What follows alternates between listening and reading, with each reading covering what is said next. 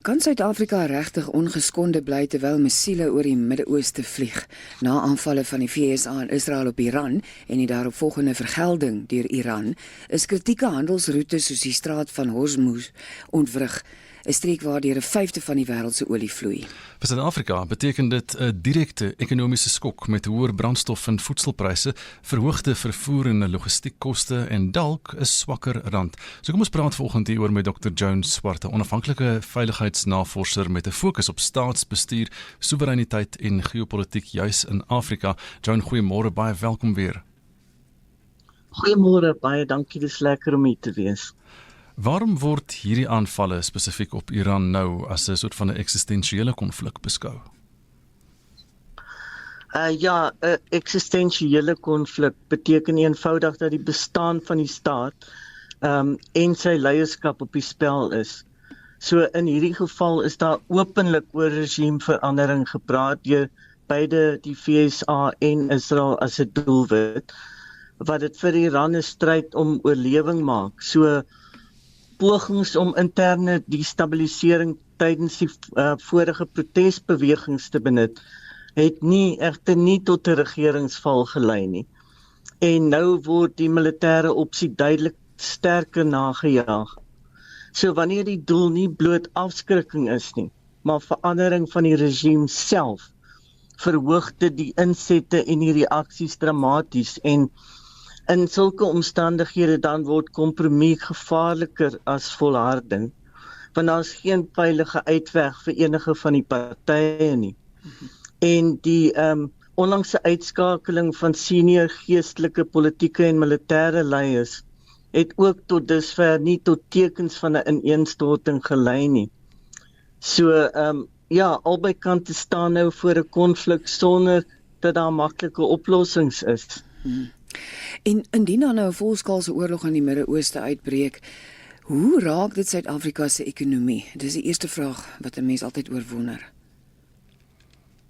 Ja, ek het gehoor met julle inleiding, daar's 'n paar kommentaarpunte en so aan waarmee ek heeltemal saamstem. So die impak is nie direk militêr nie.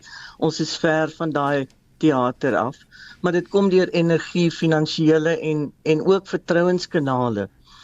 So Suid-Afrika voer die grootste deel van sy ruolie in, en wanneer Brentolie spesifiek skerp styg, soos ons reeds gesien het, met spronge van meer as 10%, ek dink dit staan vanoggend op 14%, by die opening van markte na die naweek, verhoog dit die basiese brandstofprys internasionaal.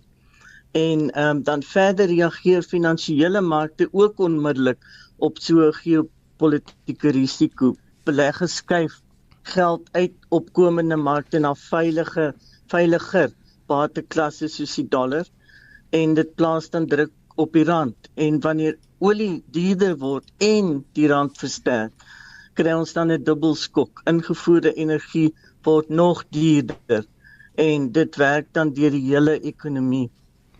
Het jy enige benul of enige idee hoe baie olie ons van Iran ingevoer? Daar was baie sanksies op daai land deur daai straat van Hormuz natuurlik.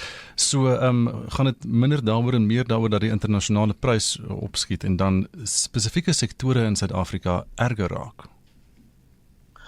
Ja, dit gaan definitief daaroor, nie soseer waarvandaan ons dit invoer nie, maar omdat die internasionale pryse soort van vasgestel word in die verskillende klasse van olies, kry ons dan 'n daaglikse verhandelde prys van, sê maar, ons gebruik ruolie as die benchmark.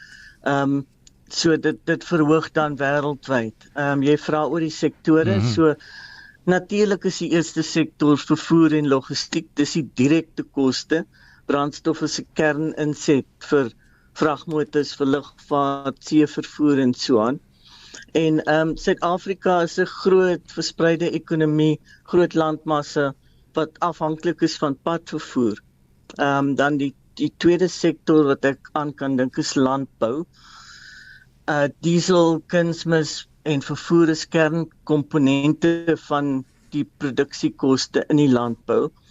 So selfs al is ons grootliks selfversorgend in sekere voedselsoorte, is insetkoste dan internasionaal gekoppel. Derde is vervaardiging en kleinhandel en veral natuurlik ondernemings wat afhanklik is van ingevoerde komponente. So 'n swakker rand verhoog hulle koste onmiddellik.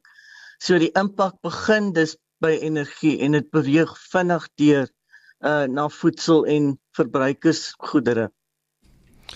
So gewone mense, die gewone man op straat hier in Suid-Afrika, weet in terme van die rand wat ons almal moet gebruik om mee te kan transaksies hê en so aan. Wat beteken hierdie soort van ding en hoe vinnig neem dit voordat dit ons in ons eie plaaslike besighede en ons gewone sak raak? Ja, ons begin, julle het gepraat van die straat van Hormuz. So ek wil net vir die luisteraars verduidelik dat dit 'n nou seestraat is tussen Iran en Oman wat die Persiese Golf dan met die oop see verbind en omtrent 20 tot 30% van die wêreldwye seevervoerde olie beweeg daardeur. So op die oomblik is daar nog nie 'n formele sluiting van hierdie kanaal nie, maar aanvalle op tankskepe en herrotering van skepe vind reeds plaas en dit verhoog dan premies en vervoerkoste. So markte reageer nie net op werklike onderbrekings nie, maar op risiko ook. En dit word onmiddellik dan in die olieprys ingebou.